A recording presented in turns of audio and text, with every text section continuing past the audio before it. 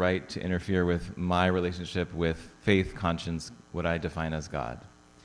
Southern Baptists split off, that's a whole other story, from this effort, but we are now comprised of about a dozen Baptist member bodies around the country, still jointly working toward religious freedom, which we defend not only in Washington, but also around the country, including in Texas, where I'm based in Houston. And I'm going to talk about one angle on that relating to the Ten Commandments. And I see you have a presentation about Christian nationalism coming up. This is one piece of the story of Christian nationalism more broadly in Texas and nationally. So think of this as, in some ways, a preview of the broader talk that you'll get.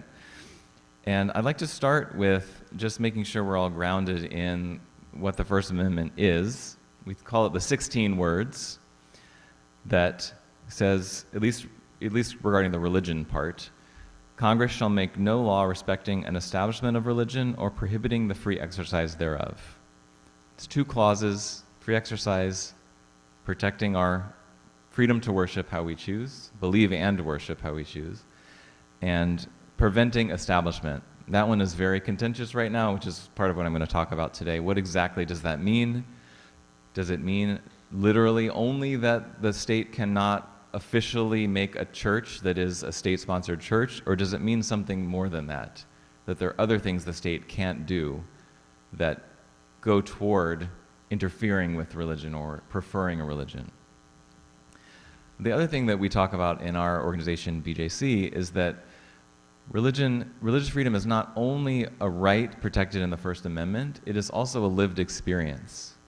And there are components of it that matter beyond what we can defend in court.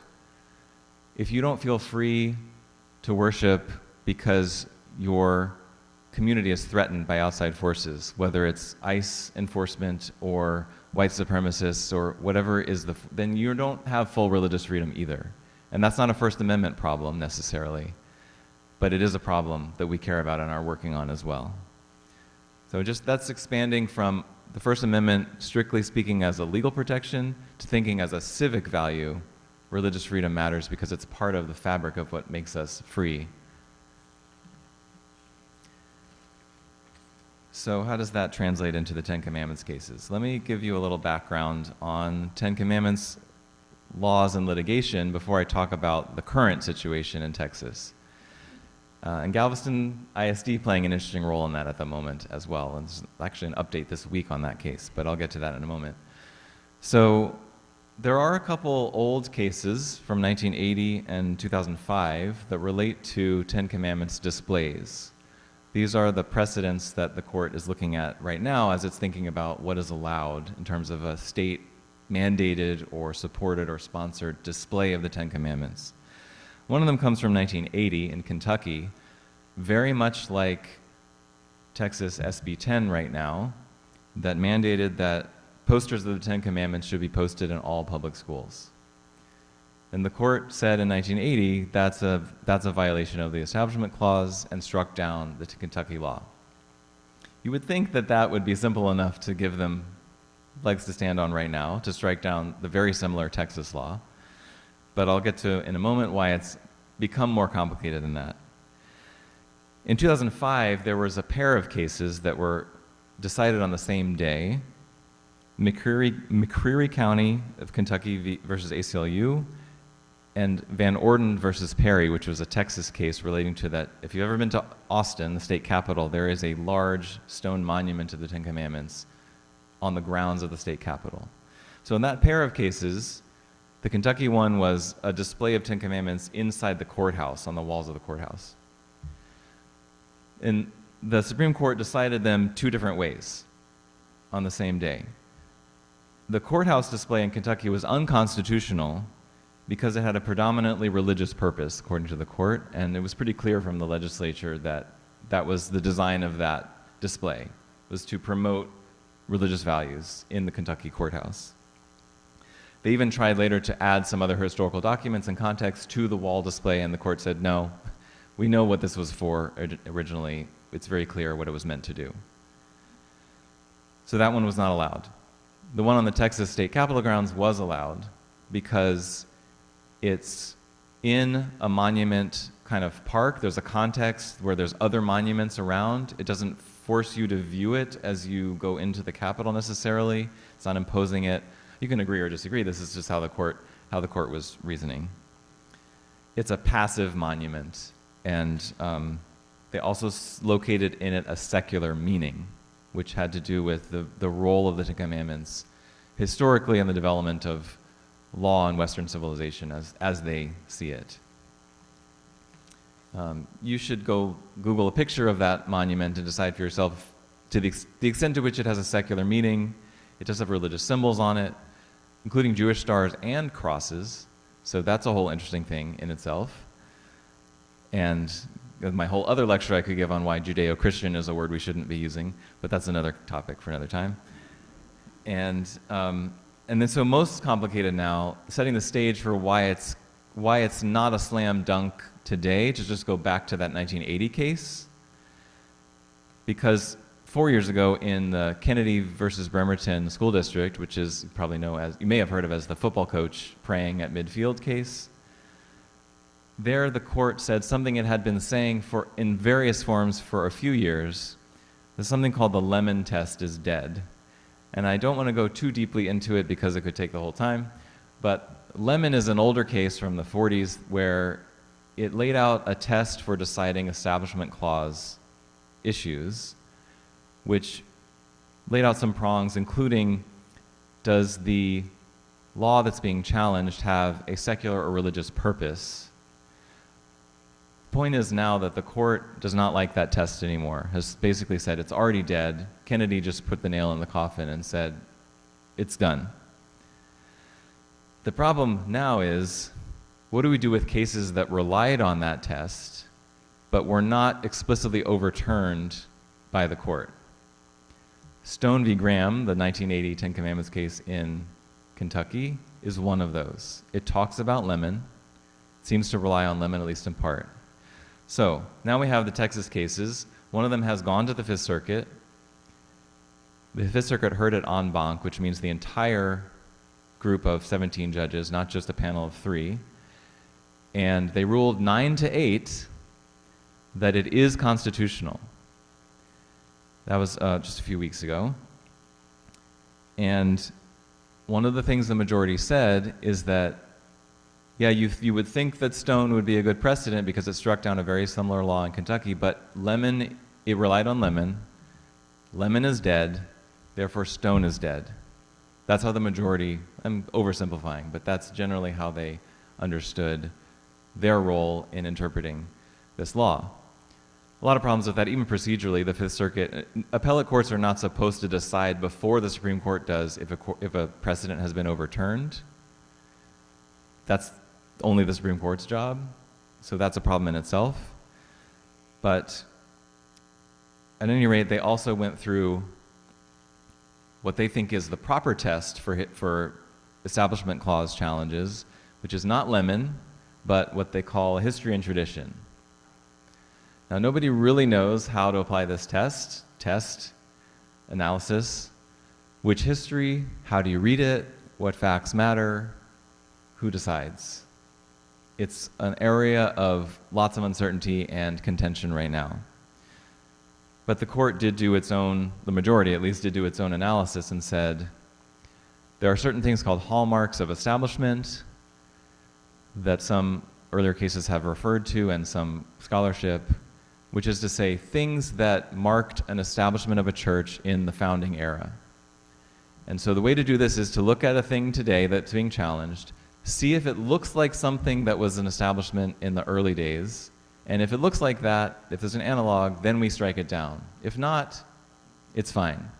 And the majority said there's nothing in the early types of establishment that looks like putting a poster in public schools.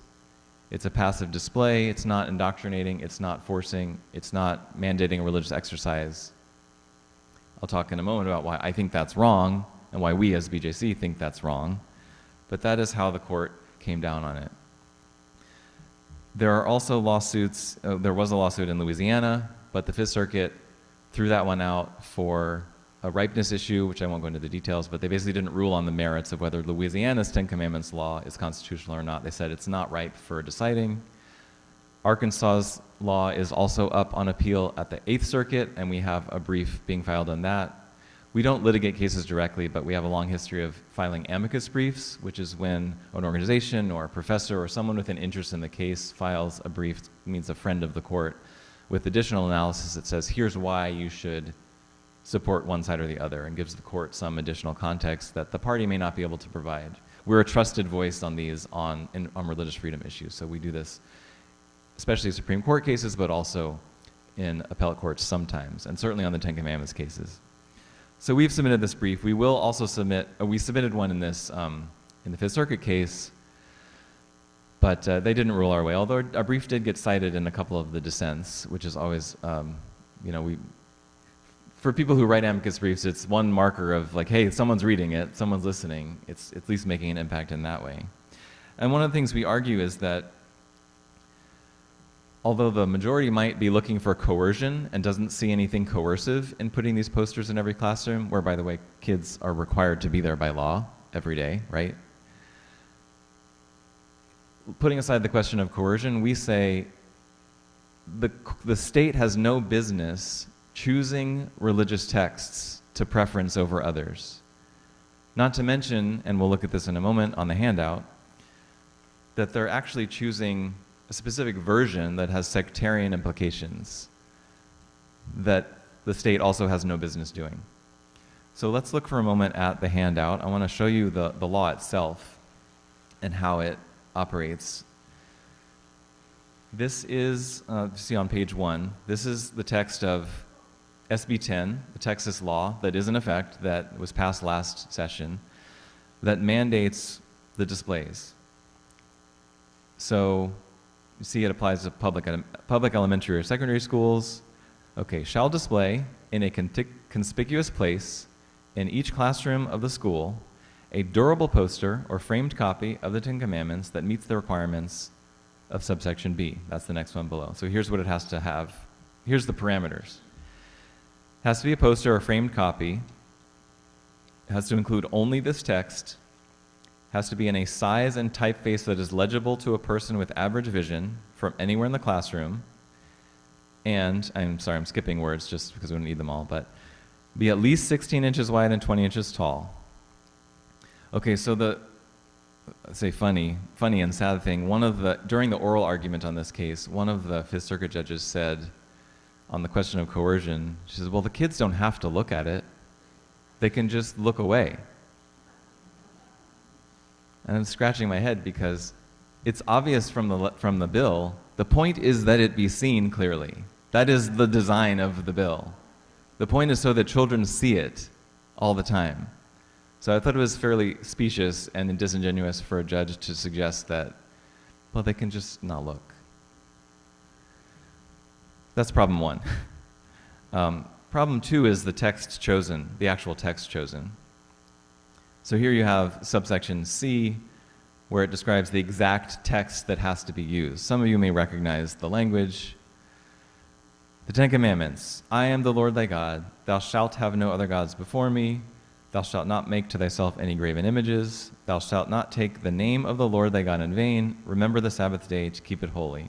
I'll pause there. This is the King James Version, although it's kind of a conglomeration because the Ten Commandments occurs in different places in the Bible. A couple in particular in Exodus and Deuteronomy that we'll look at in a moment. But so they've kind of like consolidated into a King James version of the Ten Commandments. And part of the argument is that for the legislators who wanted this to happen, is that this is foundational to the development of American law. Now, I challenge you to come up with the ones I just read. What do those have to do with anything in American law? Now, it is true, actually, in the early days of the colonies, there were some colonies that had laws against idolatry. But we look at that as a problematic history. We don't want to return to that. That's establishment. That's the state deciding which religion is viable or legitimate or not. So yeah, they may have inspired some early laws, but those are not ones we want to return to. But these are religious principles. These are matters of what's between you and God, how you worship, how you believe.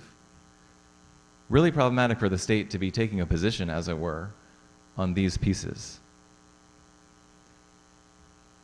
The ones below, thou shalt not kill, not commit adultery, not steal, there may be some more credible argument that these are at least related to civil laws, but many other codes, ancient codes, and other cultures' laws have had similar kinds of laws. To argue that it is because of the Ten Commandments that we have a law against murder, it's more complicated than that. There's a conversation to be had. And of course the joke is like, don't commit adultery. Well, put that in the state house, actually. That's who needs to see that one. Not public schools. But related to that, it's like, what if a second grader asks the teacher a question? Well, what are graven images? What is adultery? Why is Lord in all caps? What does it mean to have no other gods before me? My friend is Hindu, and she has many gods that they pray to. Is that not allowed? What is a teacher allowed to say to that? This is also putting teachers and administrative staff of schools in a very difficult position. And part of the work BJC is doing also is giving teachers resources on how to deal with this. When the posters go up in your school, what do you do? What can you do legally? So I know you said at the beginning we should resist the temptation to become offended, but I want to share with you something Justice Scalia said in one of those 2005 cases that I mentioned before, which was in the Kentucky case about the display in the courthouse. This is in a footnote. He wrote, dissenting against the decision to strike down that display. Like, he actually would have said that one's okay in Kentucky.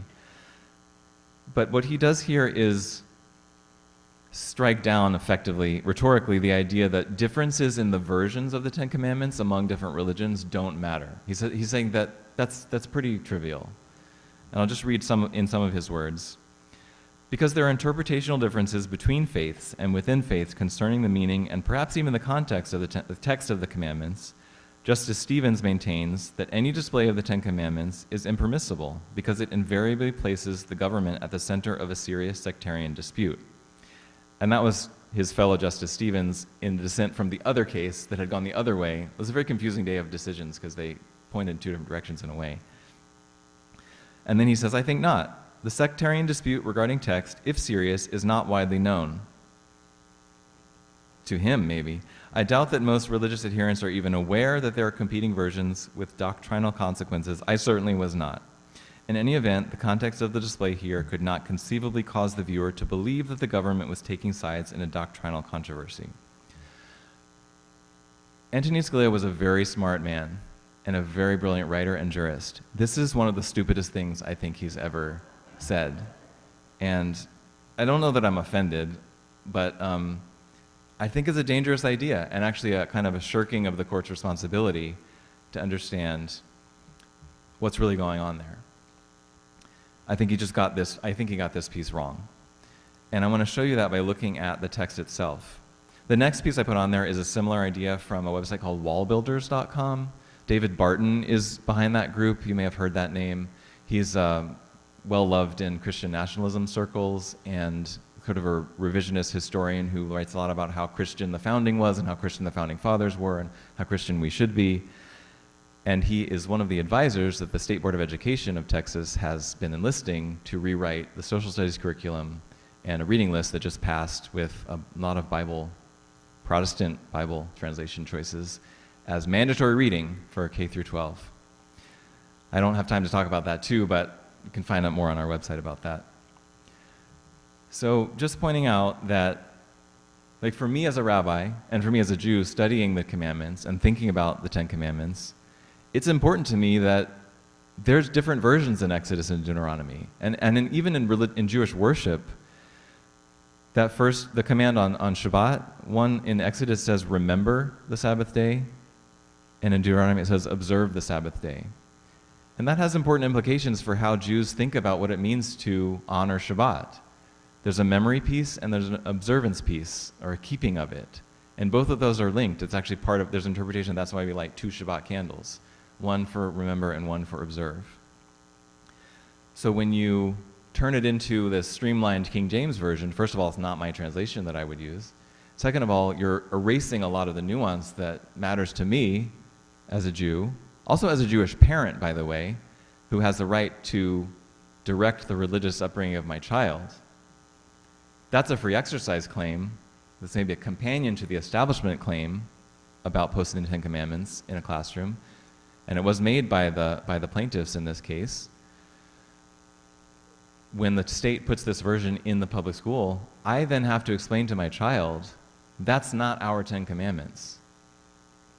That's not how we believe in it. That's not how we observe it. That's not what it is. So that is a burden. That's a religious burden on me and on us as a family. I would submit that on many, not just Jews or people other than many Christians don't observe the same way, don't believe in the King James as their translation of choice. It's not a Catholic translation either. Catholics have issues with this too. That's just one small example. Another is the way that if you only put the top line of the command, which is observe Shabbat, how did it put? Remember the Sabbath day. Okay, so they chose the remember one to keep it holy. There's a lot more in the commandments about why you should be observing Shabbat. And it's super interesting when you look at it in Exodus and Deuteronomy. And there's different reasoning in both about why you should observe Shabbat. In one, or a couple of them, you see the third row of the chart I put there. It's not just that you're not going to do any work, it's that all the people around you who have to work when you're working, they also get a day of rest. Like you're part of an economic system that when you are laboring, it implicates other people's labor. So part of why you have to rest is that the people around you also get to rest. The stranger in your settlements too, and your servants, everybody gets a day of rest. It's a pretty radical idea for its time. And then Exodus and Deuteronomy give two different reasons for why rest matters. One is because God rested after creation. 6 days of creating, 1 day of rest. That was part of the 7 days. The seventh day was the creation of this rest moment. But Deuteronomy says, you rest because God freed you from Egypt. You rest because the Exodus meant you are now free, and free people rest from labor once a week. That is a mark of freedom. It's actually a expression of gratitude for your freedom as well. I like the framing of the way you give the offering, that it's actually a symbol and a practical act of your gratitude for abundance that you're able to give. It's a similar kind of thinking around Shabbat as a memory of the Exodus. You are free now, and free people rest. Yes, of course you have to work, but you also have to rest. Why do I get into that? This is not a text study about, what I find beautiful about the Ten Commandments. I mean, it partly is. The point, though, is all of that is flattened out and removed when the state decides this is the version of the Ten Commandments that we consider primary, preferred, however you want to put it, official. This is the official state version of the Ten Commandments. There's no other way around that. I'm not being glib. That's what they're doing. So where does that leave us? Well, a few thoughts. And also, if you have questions, feel free to interrupt me. I know we're limited on time, but happy to answer, or stick around afterward. I can also answer questions. So where does that leave us? So one, in the Fifth Circuit case, which is called Rabbi Nathan v. Alamo Heights, that's a San Antonio school district. A friend of mine, Rabbi Mar Nathan, is the main named plaintiff. My rabbi, also in Houston, Josh Fixler in Emmanuel, is also one of the plaintiffs in this case. They have until, I think it's mid to late August that it got extended, to file a cert petition with the Supreme Court, which is it's basically a way of appealing a circuit court's opinion to the Supreme Court. You file a cert petition, and if the Supreme Court grants it, it means they will hear the case. So we're all I think they will file, and then we'll just have to see if the court decides to take it. A lot of folks think they will, in part because this history and tradition question just has not been really clarified. It gives them an opportunity to do that, and we think this court likes to do that. We'll like the opportunity to clarify history and tradition. And because the Fifth Circuit did a few things procedurally that are unusual, like decide to overturn precedent that the Supreme Court had not overturned itself. Although if the Supreme Court comes out the same way, that doesn't really matter, except sort of a wrist slap to say you shouldn't have done this, but you're right in the end. That could be a way it comes out. So we'll be watching that. We'll be filing an amicus brief with the Supreme Court if and when it goes to the Supreme Court. And another thing to watch is how school districts in Texas are implementing it.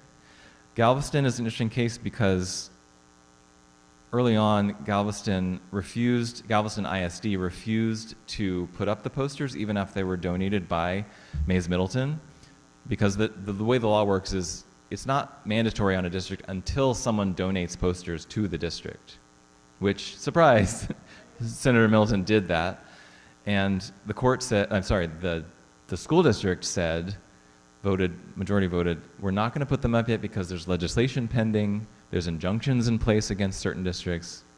That was at the district court level, but there are injunctions in place, we're going to wait. In November of last year, Attorney General Paxton sued Galveston ISD and said you're not complying with Texas law and a couple other state law claims.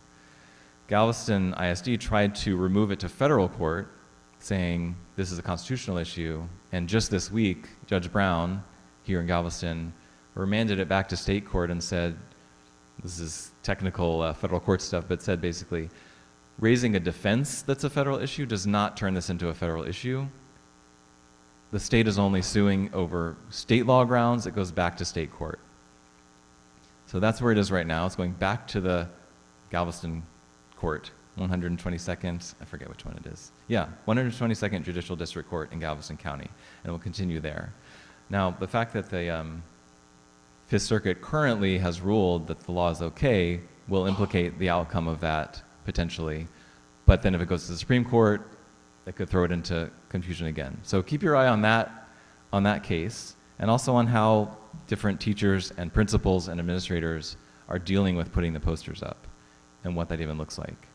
And actually, I'd love to hear from you all if you hear stories of that happening.